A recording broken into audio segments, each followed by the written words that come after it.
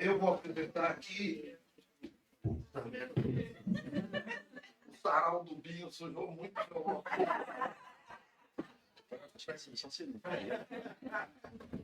Gente, a gente teve aqui ontem o sarau do Binho, foi uma maravilha. Vocês perceberam um momento em que a luz deu uma piscada? Assim, parecia que ia voltar e só apagou. Aquele momento foi o momento em que a gente estava encerrando o sarau do Binho, num abraço do Nelson Maca, vestido de Exu, com o pastor Henrique Vieira aqui na frente. Foi um lindo encontro. A nossa mesa, receitas, receios e outras heranças familiares, com Alice Betânia Miranda, Rani Saraiva, Renata Fiorenzano Marques e Suzy Soares.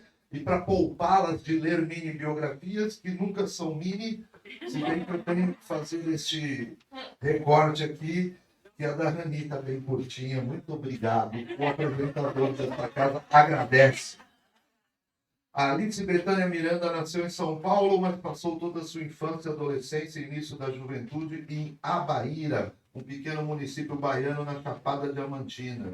Hoje em São Paulo, é escritora e administradora de empresas. Pós-graduou em estudos literários, participou do projeto Contos Natalinos em 2006 e lançou o livro de contos O Acontecer das Coisas em 2012, em parceria com o escritor André Montovani. Faz parte do coletivo feminino Escrevivente, onde escreve e debate o espaço e a potência da mulher no mundo literário. Meus Sertões de Você, seu primeiro romance, que foi finalista da 7ª edição do Prêmio Kindle de Literatura e publicado pela editora Reformatório em 2024. Rani Saraiva é escritora graduada em Letras, Inglês e Literaturas e mestre em Literatura, Cultura e Contemporaneidade. É autora de Ainda Me Faltam os Dias, Cachalote 2025. E agora vocês tiveram uma oficina de mini-livro. Renata Fiorenzano Marques é jornalista formada pela PUC-Rio em 96. Em 2022, concluiu a pós-graduação de formação do escritor no Instituto Vera Cruz, em São Paulo. Trabalhou como editora de textos durante mais de 20 anos em redações da TV Globo entre o Rio de Janeiro e São Paulo. Hoje é editora do programa Globo Rural. Mantém um perfil literário no Instagram, @re-leituras, e faz mediação de clubes de leitura. Gosta de ler de tudo, mas é aficionada por histórias que falam sobre relacionamentos entre mãe e filha. Desnovelo, publicado pela editora Reformatório, é seu primeiro romance.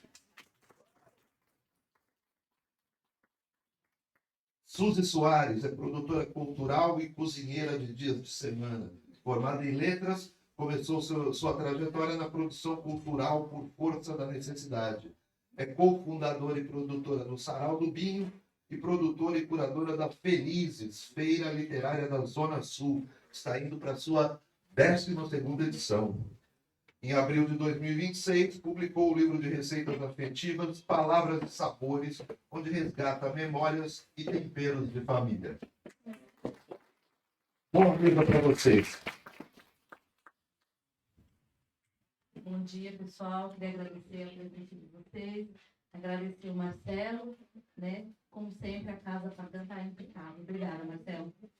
Eu queria começar trazendo aqui para a nossa roda de conversa uma frase do Tolstói que me atravessa muito, que se diz assim: todas as famílias felizes se parecem. Cada família infeliz é infeliz da sua maneira. Quando eu vi essa frase a primeira vez, eu fiquei muito, muito tocada. Quis trazê-la aqui para o nosso encontro, porque os nossos livros, né, apesar de ser muito diferente, elas têm uma coisa em comum, né? São sagas de família, são histórias de família. E ela tem uma coisa em comum. Eu li todos os livros, peguei o da Suzy também, tentando juntar, e eu vi como eles têm semelhança, eles têm uma coisa em comum muito bonita, que é a comida. né? A comida é uma coisa que está entre... Tem no livro, tem no livro delas também. E a comida ali está num lugar de cuidado, né? Então, no livro o livro da Suzy, Palavras de Sabores, é uma miscelânea de receitas maravilhosas que poderia estar em qualquer uma das nossas. O livro da Rania, o Ainda Me Faltam Dias, tem um abismo ali entre o pai e a filha, mas ele leva a comida para ela num momento crucial. No desnovelo, a mãe está sempre esperando a filha com uma comida, né? Tem uma frase que fala: se soubesse que você viria, eu teria feito arroz doce.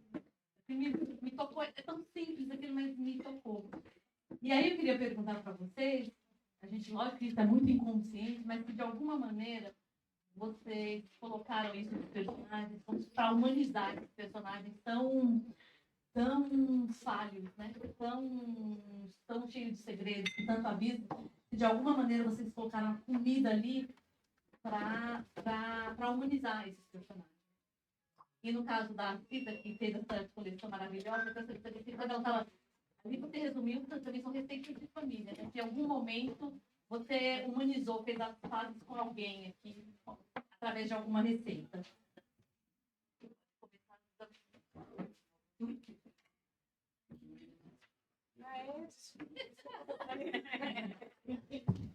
Então começa para ficar. Alô. Eu acho que a comida é um elemento essencial numa família, né? Para unir essa família. Pelo menos no meu caso, a minha família sempre tem uma relação com a comida. As pessoas que me conhecem sabem que nunca vão passar fome ao meu lado. Quando eu estou num evento assim, as pessoas falam: a Suzy deve ter alguma coisa de comer na bolsa dela. Porque eu sempre me preocupo com isso. Eu costumo dizer que talvez numa geração passada eu tenha passado fome, e isso me faz me preocupar sempre. Eu preciso me controlar um pouco, porque às vezes eu pergunto para as pessoas: você já almoçou? Sabe? Encontro, você não está com fome? Mas o que eu tenho a ver com isso, né? Mas eu tenho essa mania, então eu tenho que ficar. Eu pergunto também: se está com frio? Uma coisa meio maternal, assim, que eu tenho, talvez por ser canceriana. E com a comida eu sou assim, né? Mas é muito interessante isso, porque essa coisa de fazer as pazes ou não com alguém. Eu encontrei uma moça que foi no lançamento do meu livro, e no lançamento do meu livro foi uma coisa totalmente fora do protocolo, assim. Aí teve vários depoimentos, aí teve gente subindo no palco e não sei o que, foi uma coisa muito festiva.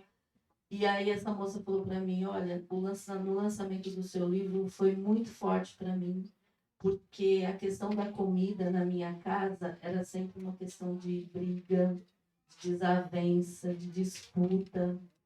E eu vi no lançamento do seu livro um outro lado que o alimento pode trazer para a gente, né? Ela falou: eu não vivi isso, mas eu achei tão bonito. E eu nunca tinha pensado nisso, né? Nas famílias que falta o alimento, onde falta o alimento, talvez venha esse outro lado, né? Da desavença, da tristeza, da disputa. Porque cada pedaço de comida, cada porção de arroz, de feijão, deve ter um outro valor. Não que eu tenha eu tive uma infância, não tinha fartura, mas não tinha faltura, né? Meu pai pôde prover a gente com o básico, assim, mas eu me lembro de levar para a escola pão com caldo de feijão, de lanche, né? Raramente meu pai podia dar um dinheiro para comprar um lanche na escola. Mas tem essas lembranças, e uma das receitas que eu trago no meu livro, o biscoito de polvilho frito na gordura, que era assim que meu pai falava, que ele é mineiro. Eu acordava todos os domingos com meu pai fazendo esse biscoito, ele fritava o biscoito, e aí ele ia no nosso quarto e passava o biscoito assim, ó, no nariz da gente.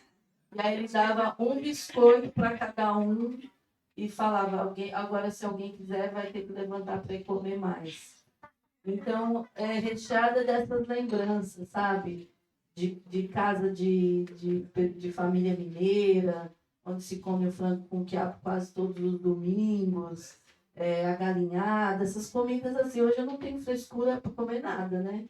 Então tem gente que fala assim, nossa, você come mocotó, areca. Eu comi isso desde criança, né? Então eu trago nesse livro essas lembranças, essas receitas, que eu via minha mãe cozinhar, minhas tias, e que eu fui fazendo também para outros amigos, né, nessas ocasiões, numa casa que está sempre cheia também e aberta para os amigos. Nem sei se eu fui dentro da sua pergunta, mas... Obrigada. E vocês, meninas, quando vocês estavam escrevendo, assim, algum momento vocês pensou que com aquela cena, né, da comida, vocês estavam humanizando aqueles personagens?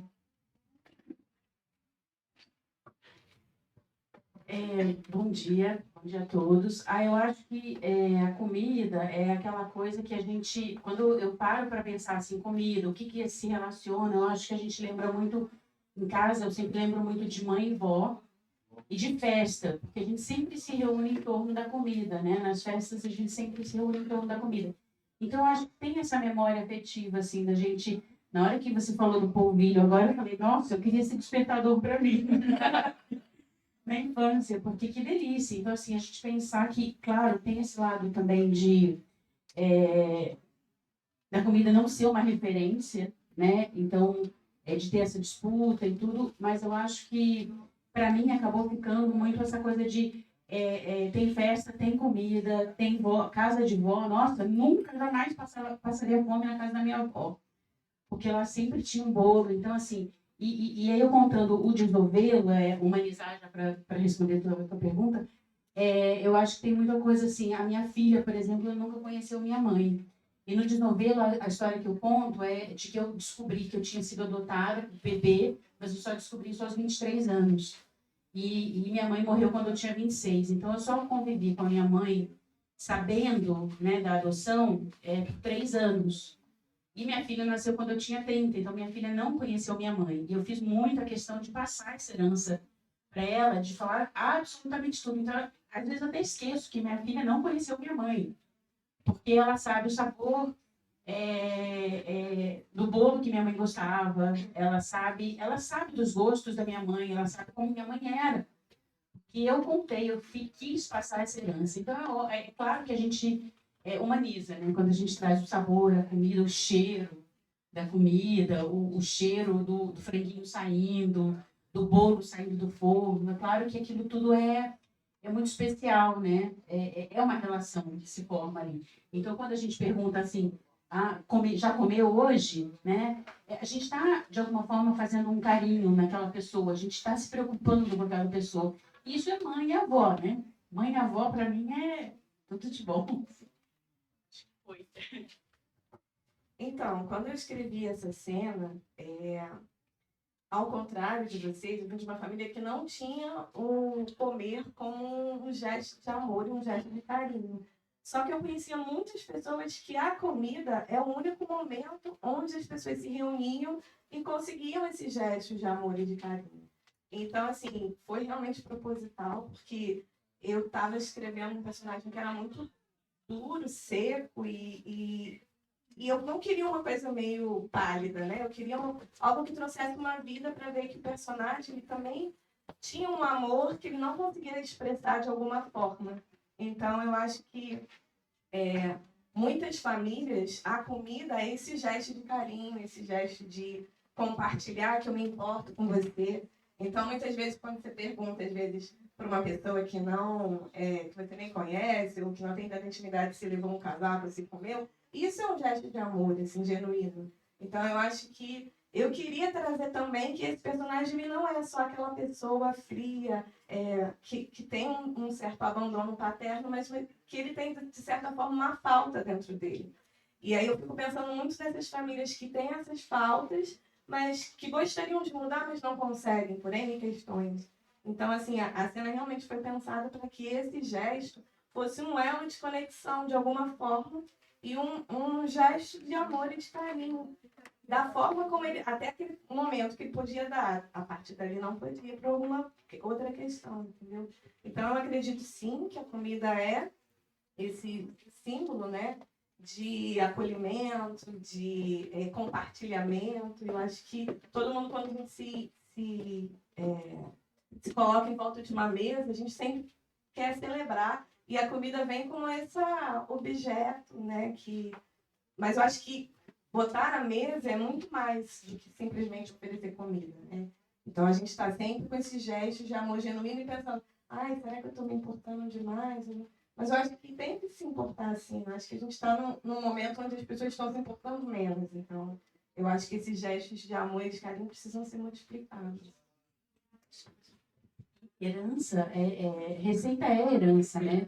Eu acho que a gente aqui pensando assim, cada um vai ter a sua, cada um vai ter uma coisa, uma lembrança de uma receita que era feita pela avó, que se fazia junto, né? Tem isso também. Na minha experiência, quando estava pensando no tema, era muito engraçado. A minha mãe é uma mãe muito... Foi, né? Na época, mais severa, assim, tudo. E às vezes brigava, me reprimia, batia de alguma maneira. E a comida era a maneira que ela tinha de fazer as pazes, sabe? Digamos assim. Eu morava na Bahia, né? Então tinha um cuscuz, assim, e era salgada, era imposto, não gostava de salgada. No dia seguinte tinha um BO, que eu tinha apanhado, que eu tinha feito alguma coisa que ela tinha pesado a mão, no outro dia o cuscuz era doce. Então tem esse elo, né? Era a maneira de desculpa, né? A maneira de pedir desculpa, entendeu? Muito bom. Quando vocês falaram em volta da mesa, né? Às vezes, quando as famílias se reúnem assim, em volta de uma mesa, é um momento é um momento seguro, né? Que a gente se sente segura, é um momento de compartilhamento, de compartilhar, mas deveria ser um lugar seguro, mas às vezes não é, né? Porque às vezes você tá ali, passa uma rosa, ele escapa, sai uma faísca, quando a Suzy falou que a menina que foi no lançamento da avó, na minha casa tinha muita briga, né? E acontece nas melhores famílias, né? Então, de você estar aqui, em vez de você passar o arroz, você passa dá um cutucão, sai uma faísca, e isso é muito normal. E aí eu gostaria de esse espaço, assim, digamos, se você for ver em filmes, novelas, em livros mesmo, tem muito esse espaço em volta da mesa, né? E ali se sai um segredo que nunca foi contado, né? Tem uma briga, tem muito amor, tem muito afeto, tem de tudo em volta de uma mesa. E aí eu gostaria de saber de vocês, como vocês construíram essa cena, assim? Ela foi pensada, você falou, né? Ela foi muito pensada, intuitiva, mas como que vocês resolveram colocar ela ali? Como vocês construíram ela? Porque no caso no Desdobelo, tem muita cena em volta da mesa, né? Ela tá sempre chegando, indo embora, e a mãe tá sempre esperando ela ali com a mesa, né? Com carinho. Então, assim, você falou, você já respondeu de uma certa maneira que você pensou aquilo ali. Mas como é que você construiu? Você pensa, não, vai ter isso, mas ele vai levar na hora que ela estiver lá na cama, jogada. Como é que você pensou isso?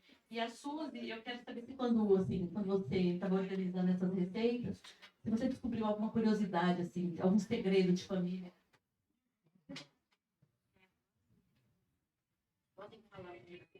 Bom, adorei a pergunta, porque tem muitas cenas, de fato. As cenas da Renata, que é a personagem do Desnovelo, que eu acabei mantendo esse nome. Eu falo que esse livro é um pouco autoficcional, mas assim, eu vario os percentuais. Então, hoje em dia eu estou mais ou menos assim, 70% ficção e 30% histórias minhas, de fato, aquela linha ali que eu descobri realmente aos 23 anos, que eu tinha sido adotada e tal. E aí tem muitas cenas da mãe e aí eu falo a mãe porque não é a minha mãe exata, mas é a mãe da personagem, com a Renata ali.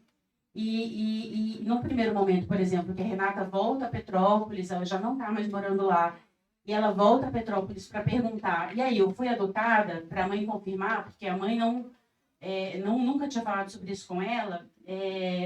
Tem uma cena do almoço, né? Então, tem a cena do almoço ali em que a personagem vira e fala, como é que eu ia perguntar para minha mãe? Ela tenta muito na dúvida, como é que eu vou virar para ela e falar, mãe, eu fui adotada? Ela fala, mãe, eu fui adotada? O frango tá uma delícia. Então, assim, ela meio que junta ali, ela não quer terminar o ponto final com mãe, eu fui adotada. Ela quer quer saber de alguma forma e tal. E a primeira vez que a mãe ouve essa pergunta é uma negativa. Ela fala, de onde você tirou isso, menina? Né? Então, assim, é quase que como negando um prato, eu acho, de alguma forma, né? É interessante que você falou, né, que 30% e 70%, porque muitas pessoas perguntam se é autoficção e não é, né, autoficção. Mas a gente é atravessado por cenas, sensações, atravessamentos de personagens e de pessoas que a gente encontra na vida, né? E eu nunca parei para pensar como eu escrevi essa cena, né? Mas lembrando a sensação de uma vez que eu morava num pensionato, né, na faculdade, né, sozinha. Tinha, sei lá, 3, 4 meninas morando juntas. E aí, eu lembro de um dia estar muito doente, um resfriado da vida, e uma menina que eu nem tinha tanta intimidade foi lá e me ofereceu um chá. Eu acho que pensando, acho que essas vivências ficam dentro da gente e a gente vai colocando nos personagens, não conscientemente, mas inconscientemente, sabe? É esse gesto do chá de uma pessoa aleatória na sua vida. E aí, essa sensação de. Eu sei que eu queria que a comida fosse algum elo entre eles, sabe? A comida, os bilhetes, porque eles trocam bilhetes, eles não se falam, mas eles vão trocando bilhetes ao longo do acontecimento, né, dela. E aí, eu acho que isso sempre fica dentro da gente, alguma vivência, alguma inspiração de alguém que fez algo por você e você acaba colocando dentro da narrativa.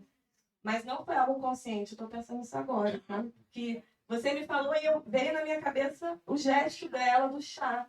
E aí, no momento que eu estava super frágil, super doente, sem ninguém, nenhum familiar próximo, nenhum amigo, então eu acho que você acaba meio que usando isso quando você escreve, entendeu? É meio inconsciente. Eu pensei em uma cena, no meu livro tem uma cena em que, como ela se passa lá no sertão, eles fazem a palma, né? A palma é uma planta, né, como se fosse um cacto cheio de espinho, mas a gente come na Bahia como uma verdura, na minha região, né? Eu sou de uma cidadezinha muito pequenininha, tem 6 mil habitantes.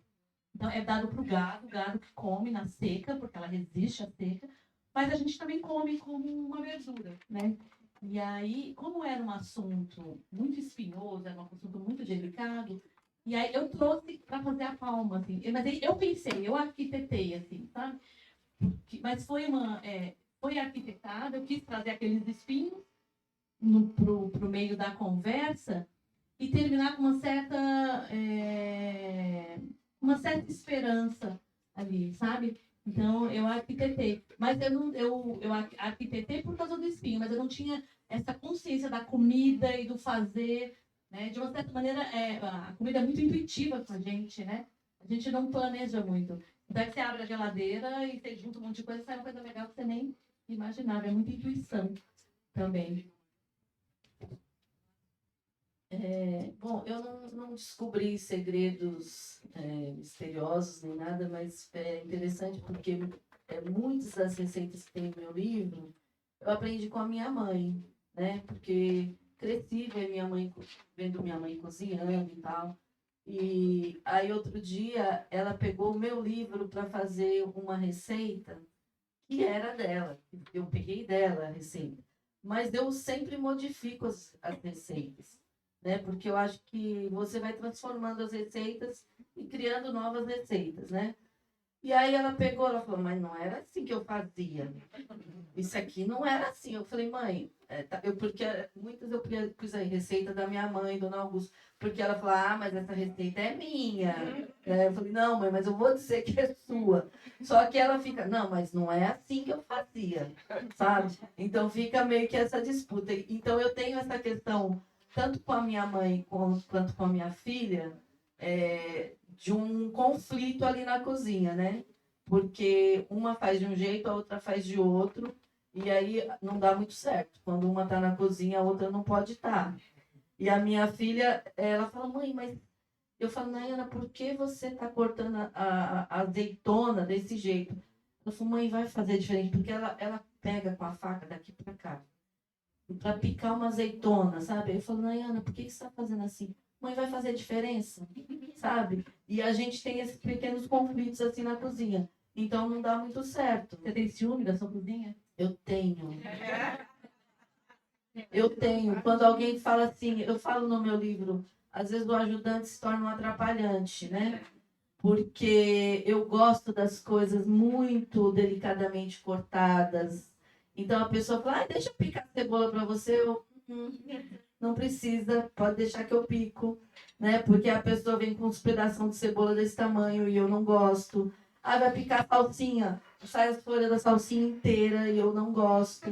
Então eu prefiro algumas coisas eu mesma fazer. Eu gosto que tenha alguém ajudando a lavar a louça, organizar a cozinha.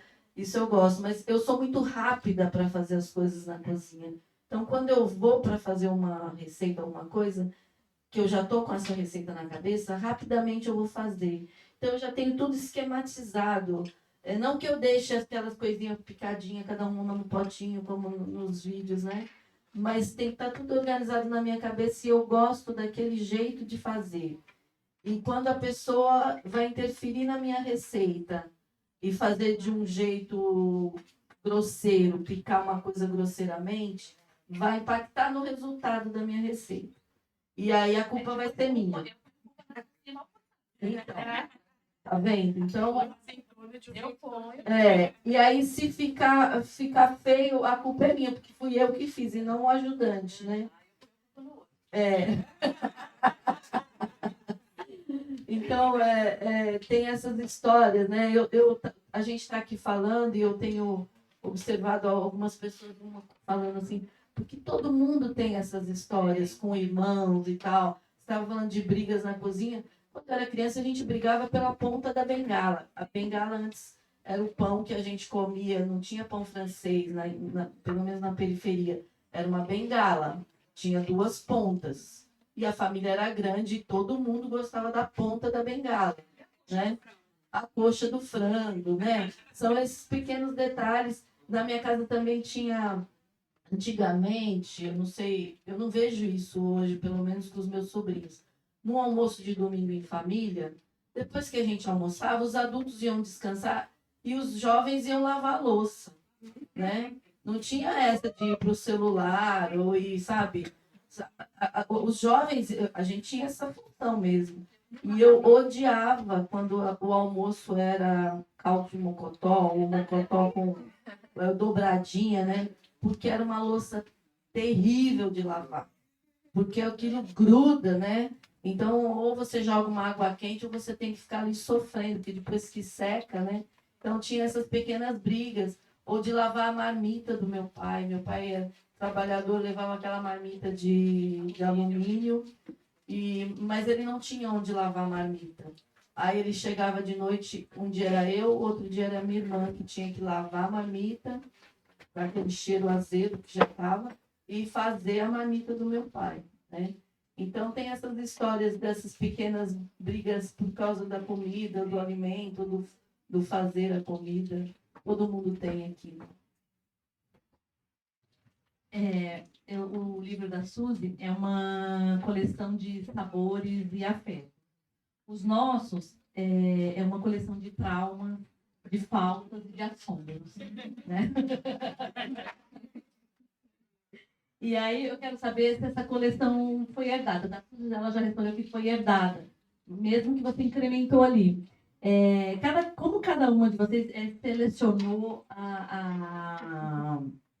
o que iria eternizar ali numa obra, né? Porque quando você coloca ali, você eterniza aquilo ali. Como você selecionou? A gente tem muitos traumas e falhas. Como você selecionou aquela?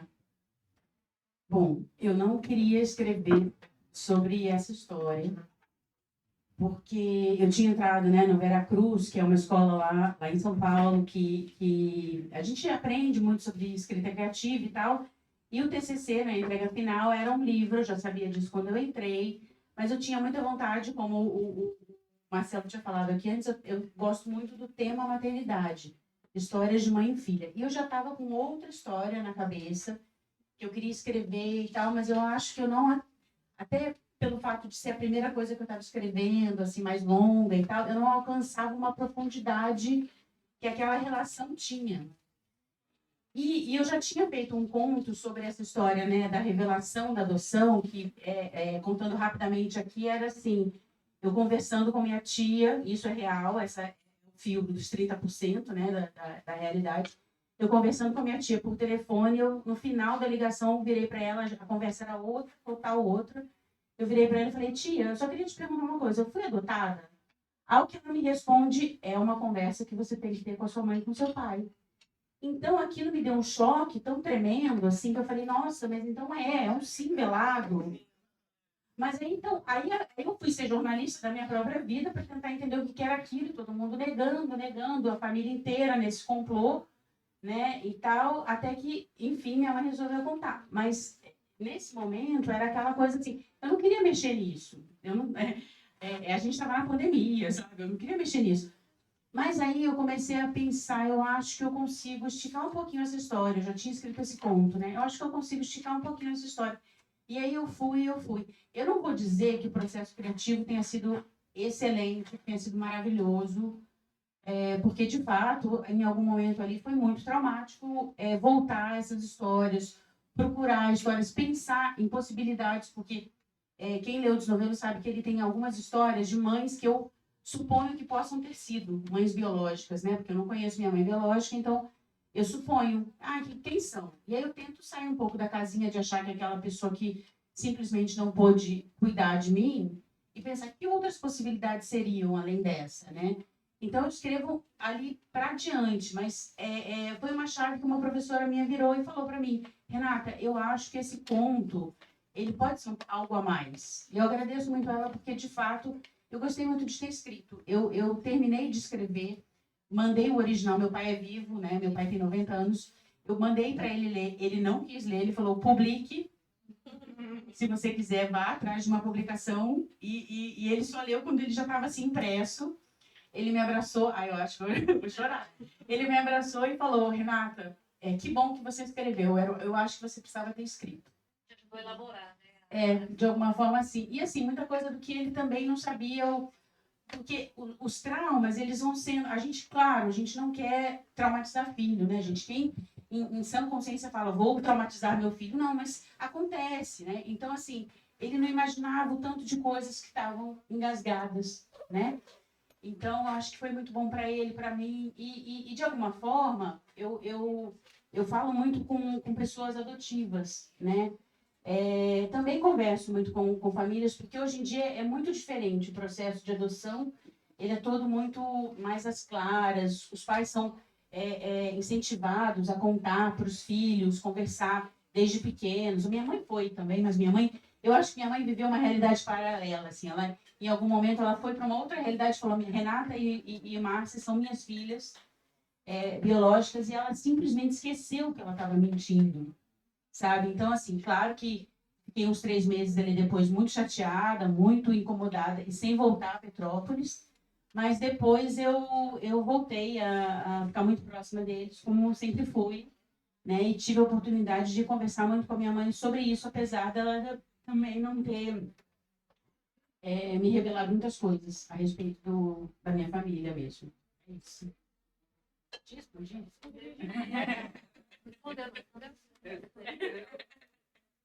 Então, eu acho que foram herdadas e coletadas. Eu falo que eu sou uma produção independente da minha mãe, entendeu? Então, eu não tenho contato nenhum com meu pai biológico, então eu não conheço. Eu sei algumas coisas, mas eu não conheço a fundo. Só que conversando com muitos amigos um dia, né, num bar, eu descobri que todos tinham problemas com os pais. E eram problemas, assim, que me assustavam muito, sabe? Problemas de violências veladas, de silêncios. E todos estavam registrados com o pai presente dentro de casa. Então, eu não queria contar uma história de um pai ausente, porque não quis assumir, enfim. Eu queria contar a história de um pai que era presente dentro de casa, que não era uma violência explícita, era sempre por debaixo dos panos, sempre uma violência psicológica, uma violência de falta de carinho, né? Falta de contato, uma violência afetiva também. Então, assim, e eu achei muito curioso porque eu comecei a ouvir as histórias das pessoas e todas tinham histórias, assim, absurdas de violência que não achavam que era violência. Então, assim, eu queria contar essa história desse ponto de vista. Então, a ideia de criar, né, o personagem do pai, que nem tem nome, né, na história, é uma coletânea de histórias de pessoas. Hein? Não é uma única pessoa. Então, assim, tem várias cenas que foram coletadas de outras pessoas que estão vivendo violências até hoje com seus pais, mas que acham que é normal. Ah, meu pai está dentro de casa, meu pai provê, me dá todo o sustento financeiro, alimentar e etc. Mas são outras camadas. Então, acho que... E às vezes até brinco, falando que, gente, às vezes até é melhor não ter pai. Porque eram histórias que me assustavam muito, assim, e aí eu queria contar um pouco dessas histórias, então, meio que é isso. Apesar de eu ter um trauma da ausência, né, eu acho que essa parte dessas violências, muitas vezes, são coletadas de pessoas próximas, e que estão vivendo ainda, que é o mais triste. E até porque assim, a gente escreve, a gente fica muito atento. Porque a história a gente pode... vai sugando, assim, é muito...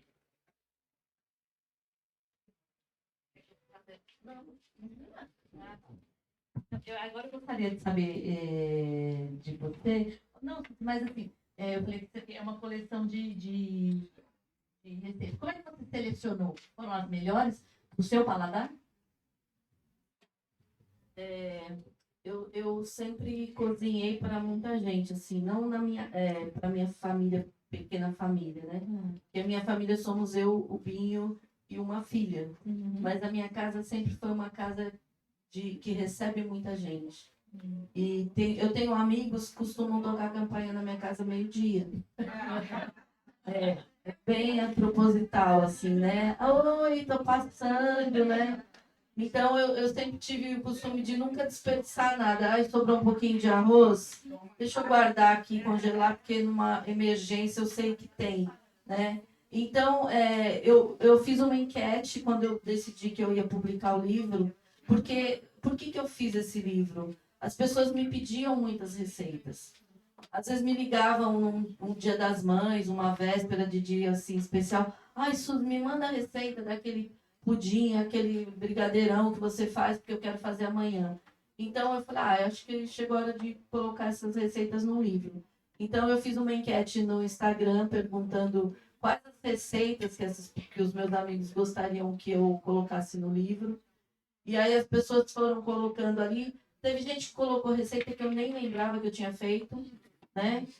Amigas de adolescência, nossa, aquele biscoitinho que você fazia e levava para a escola. Gente, eu não lembrava que eu fazia isso. Então, essa mania é antiga, né? Eu que não lembrava. Então, eu fui pensando nessas receitas. Também não queria colocar receitas difíceis. Eu também não sou uma pessoa que costuma fazer receitas difíceis. Eu gosto de cozinhar o trivial, assim, como eu disse, comidas de dias de semana, né?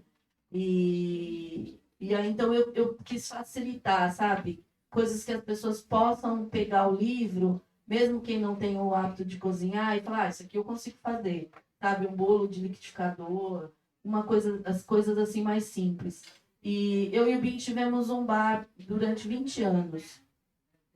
E nesse bar também eu fazia algumas dessas receitas, né? Então tem aí nesse livro um clássico que é o Brigadeirão, que as pessoas acham em vários lugares para comer e quase todas as receitas você acha na internet também hoje.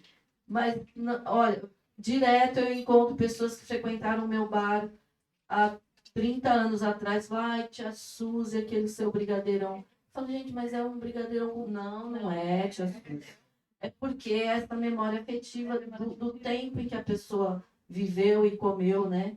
Então, eu fui tentando trazer essas receitas, que tem essas memórias, as coisas que eu faço quando as pessoas vão em casa. Então, aquela sua carne de panela é maravilhosa. Gente, mas não tem nenhum segredo, né? Mas por isso que eu quis traduzir esses momentos que eu faço na minha casa com os amigos e com a família, para que as pessoas possam também fazer. E eu também coloco uma coisa no livro da criação de uma receita, porque às vezes você pega e na receita vai, sei lá, nozes. Você não tem noz, mas você tem amendoim. Então, tentar substituir, né? Olha, abre a porta da sua geladeira, fala, o que eu tenho aqui? Né? O que pode ser usado nessa receita? Ao invés de usar o que ela está sugerindo, eu não tenho isso, mas eu posso. Então, como a Bela Gil fala, você pode substituir, né? Não tem um meme assim, né? Então, eu acho que a gente tem que se arriscar na cozinha. A partir do momento que você faz uma receita, dá certo, e as pessoas comem aquilo com gosto, você pega o gosto por cozinhar, né? Ninguém nasceu sabendo cozinhar, mas você fica observando. Hoje em dia eu olho uma receita e falo, já sei como é que faz isso, né? E aí dentre as coisas que vocês falaram de paz e tal, uma coisa que eu me lembro agora, o meu pai, o jeito dele dizer que está com saudade, meu pai vai fazer 90 anos esse ano, e ele mora no litoral de São Paulo, né? Então, às vezes ele liga, oi, você tá bem? É sempre rápida a ligação do meu pai. Às vezes eu vou falar uma coisa, ele já desligou o telefone, né? Mas ele sempre fala assim, nossa, eu fiz um frango com quiabo hoje, viu? Tipo assim, queria que você estivesse aqui para comer comigo, né? Lembrei de você. E todas as vezes que eu vou para lá, ele pergunta, o que você quer comer? Né? O que você quer comer? Para ele é importante isso, satisfazer o gosto dos filhos, das pessoas que vão. E para ele é uma ofensa você ir na casa dele e não comer nada, não aceitar comer nada, né? Então, são essas lembranças que a gente vai trazendo. E foi isso que eu tentei trazer para o livro. Quem pegar meu livro vai conseguir fazer pelo menos uma receita do meu livro, eu tenho certeza. Quando eu como alguma coisa que eu lembro da minha mãe, assim, eu chego a me dar, eu sinto o cheiro da comida da minha mãe de vez em quando, sabe? Acho que é saudade, né? Nossa, eu sinto o cheiro da comida da minha mãe. Né? É cheiro de saudade, né? Porque, assim, agora, para a gente passar para as pessoas que querem fazer alguma pergunta, eu espero que elas queiram, né? Eu gostaria que você, cada uma citasse uma receita e uma herança que vocês usam permanentemente na escrita de vocês. Porque eu terminei um trabalho agora, aí quando eu li, eu falei assim, nossa, eu peguei isso daqui, é que você traz, né? Então eu queria que você citasse uma receita e uma herança que você coloca, traz na sua escrita. Então, eu tenho a herança, eu acho que é essa ausência, e aí ela expressa muito nesse livro com a parte física mesmo, né? Os espaços, silêncios não ditos. Então, eu acho que isso é, sim, uma herança. Mas, ao mesmo tempo, tem essa herança que você falou da comida. Eu lembrei da minha avó, que ela sempre fazia a nossa comida. Ela não gostava de cozinhar, mas no nosso aniversário ela fazia a nossa comida preferida. Então, aí, de novo, o gesto de amor, né? E de carinho. E, ao mesmo tempo, eu acho que herança e qual? Uma receita. E uma receita. Eu acho que vem de tentar sair dessa ausência com um olhar mais poético sobre a vida, sabe? Então, conforme a gente vai colecionando momentos e conhecendo pessoas e vivendo, a gente também consegue vivenciar a beleza da vida, não só esse trauma que fica, mas, por exemplo, a sua mãe, não no momento onde ela não queria contar, mas a sua mãe, talvez antes, sua mãe depois. Então, acho que o escritor traz essa tentativa de uma poesia mesmo de vida, sabe? Então, acho que é meio que isso, assim, apesar dessa ausência, desse não dito, desse trauma, né? Eu acho que é sempre ainda faltam dias para a gente ver mais beleza na vida. Então, acho que é isso. Ai, que difícil. Eu acho que tem uma coisa assim eu passei, eu acho que a entender mais minha mãe, depois que eu fui mãe. E aí eu fico pensando muito sobre o quanto, claro, que eu queria que minha mãe conhecesse minha filha, e ela não conheceu, mas o quanto que eu queria conversar com ela depois de ter sido mãe, sabe? De ter, até passava a mão na cabeça um pouco, às vezes, sabe? E falar assim, mãe, tá, eu ainda fico muito chateada, porque, de fato, eu tive uma sensação muito forte de traição, né, no momento da descoberta. Eu morava, na época, em Petrópolis, lá no Rio, que é uma cidade muito pequena, então a sensação que me deu foi não só da minha família saber da história, mas uma cidade inteira saber da história. Ah, aquela ali é a filha adotada da Eunice. Então, assim, é aquela coisa de todo mundo já saber e eu não saber. Então, nossa, que traição. Mas, por outro lado, eu queria muito dizer para minha mãe, eu te entendo, eu te entendo. Hoje em dia eu te entendo. Talvez eu não fizesse igual, talvez eu não justificasse o que ela fez, mas eu te entendo, sabe? E esse te entendo é uma coisa de olhar no espelho mesmo e falar assim, tá tudo bem, sabe? É quase que um perdão mesmo, né? E acho que isso teria sido muito importante para ela. Enfim, não tive, estou falando aqui agora, espero que ela me ouça. Acho que ela sabe, a gente tinha uma conexão muito forte, assim como eu tenho muito forte com a minha filha também e tudo. E assim, de história, coisa que a gente leva mais para a literatura, é isso, assim, eu gosto muito de escrever sobre relacionamento, sobre a gente ser humano nessa vida, sabe? Então, assim, relações humanas, quando duas pessoas se encontram, é claro que vai ter coisa boa, mas também vai ter coisa ruim, porque a gente não é só bom e nem só ruim, a gente tem, sem querer ser poliana, sem querer ver só pelo lado positivo, mas eu acho que de fato as pessoas são muito assim na vida.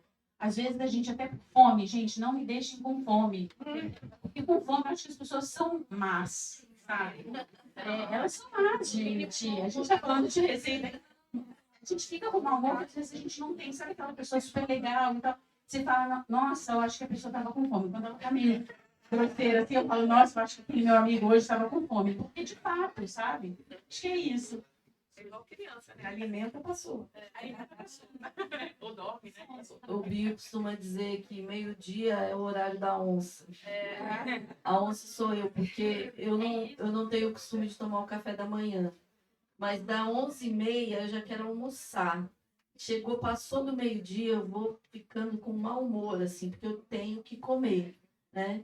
Então é um conflito, porque às vezes a gente vai em algum lugar que tem um bom café da manhã, eu falo, putz, eu vou perder esse café da manhã. Aí eu como, e aí já me tira totalmente da minha rotina de alimentação, né? Mas, e aí as lembranças as memórias são essas da família, né? De trazer as coisas da família, de receber, eu gosto muito de receber as pessoas para comer na minha casa, porque eu acho que é um momento único, assim, sabe? Quando você junta pessoas para comer, traz todo tipo de assunto, de alegrias, as pessoas se abrem, né? Confidências, se desarmam, né? Então, experimentem convidar seus amigos para comerem juntos, fazerem uma comida simples. Hoje em dia é tão comum você ligar e pedir alguma coisa que eu não considero uma comida de verdade. Eu fui aprender a comer essa comida japonesa, né? Gosta da comida japonesa, ou o sabor né? Recentemente, porque na minha adolescência, na minha infância, não existia restaurante de comida japonesa, pelo menos na periferia não tinha, né? Hoje eu vejo meus sobrinhos todos adorando essa comida, né? Mas as pessoas estão perdendo esse costume de fazer, de ter em casa, de se arriscar.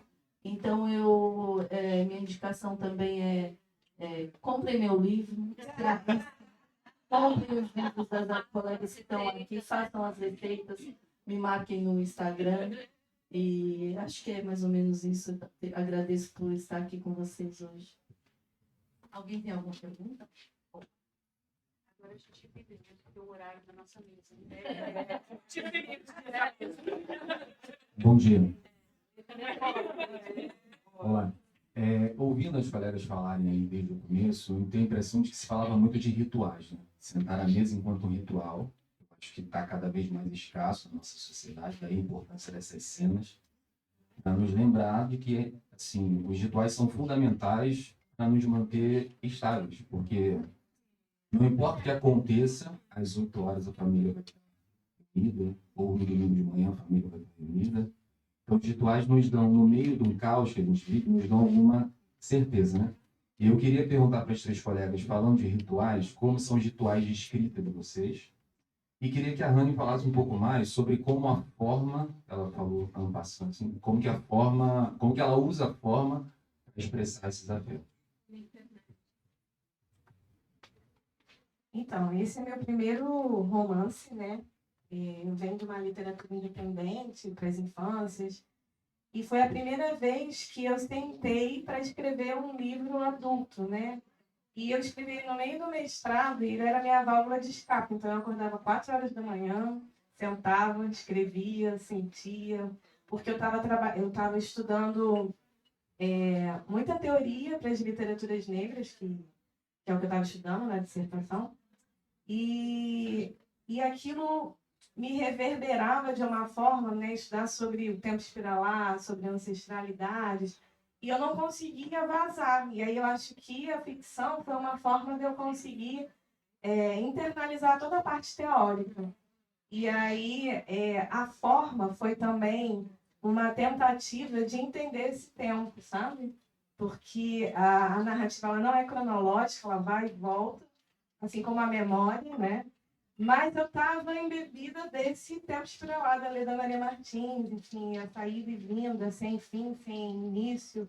E eu acho que foi uma tentativa inconsciente de escapar um pouco e de vazar esse tempo. Então, eu acho que essa questão da forma, né?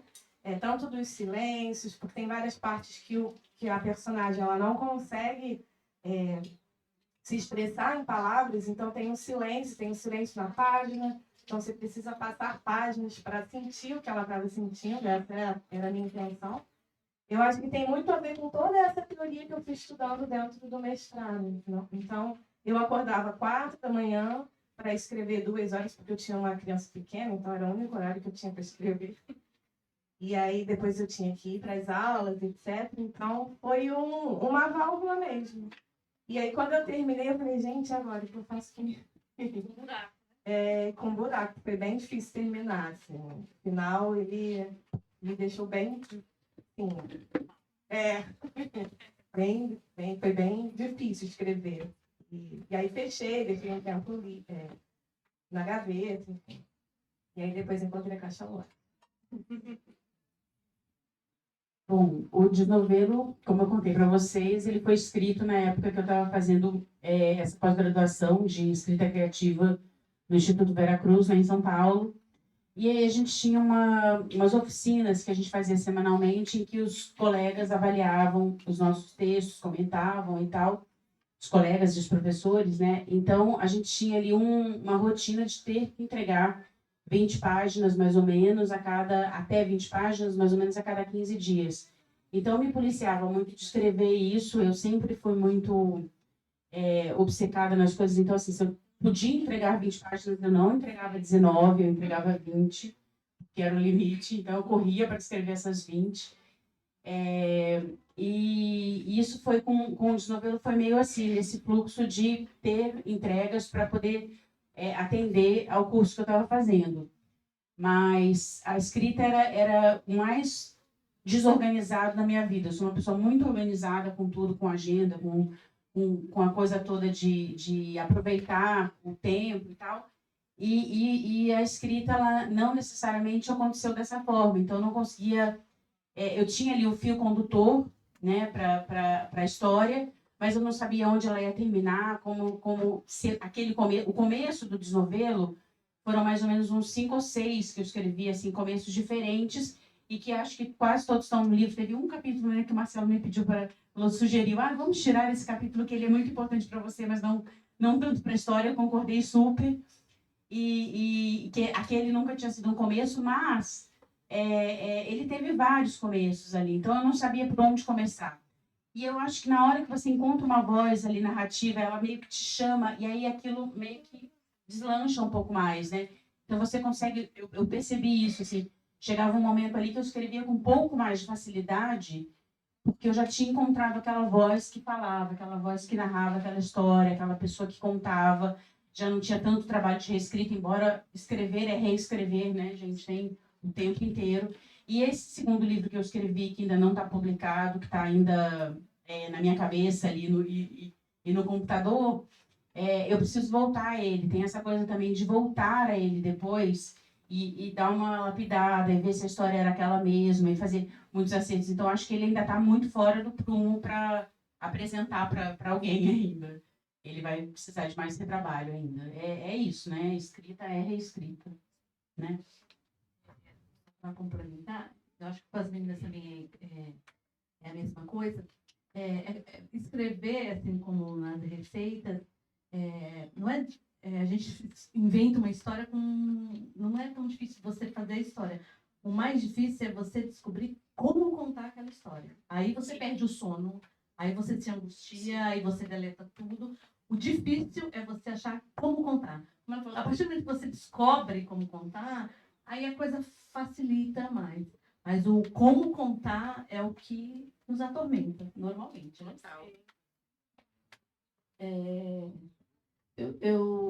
Meu processo de escrita, eu sou produtora cultural, né? Então, meu processo de escrita é no preenchimento de planilhas e escrita de projetos, né? Eu nunca escrevi um livro, esse é o primeiro livro. E eu tive um blog, sei lá, uns 15 anos atrás, Blogspot, naquela época, né? E era um blog onde eu publicava minhas receitas. E eu já tinha até esquecido disso, né? Então, nesse blog eu tenho receitas, tem textos que eu acho interessantes e tal. Ainda tem lá Blogspot, e o Blogspot tinha o nome que eu dei para o livro, que era Palavras e Sabores. E aí, quando eu fui montando o livro, eu falei, puxa, algumas receitas têm uma história que merece ser contada, né? Como a história do biscoito de polvilho, né? Do meu pai. E outras eu falei, não tem uma história sobre essa receita. Eu fui pedindo para algumas pessoas, os amigos que comem a minha comida, escrever um depoimento sobre alguma receita, né? E aí eu fui vendo que todos os depoimentos falavam sobre o afeto. E não foi uma coisa que eu pedi que falasse sobre o afeto. Eles vinham e tinham a palavra o afeto. Então eu até coloco no livro, ao invés de colocar depoimento, eu ponho afeto de fulano, afeto de ciclano, né? Então, foi dessa forma que eu fui construindo, escolhendo as receitas e pedindo para as pessoas me mandarem esses afetos. Alguns viraram até poemas. E deu certo, porque a gente sente o afeto. Quando você está ali folheando, a gente sente. Então, esse nome vem lá do Blogspot, que eu já nem lembrava que eu tinha feito.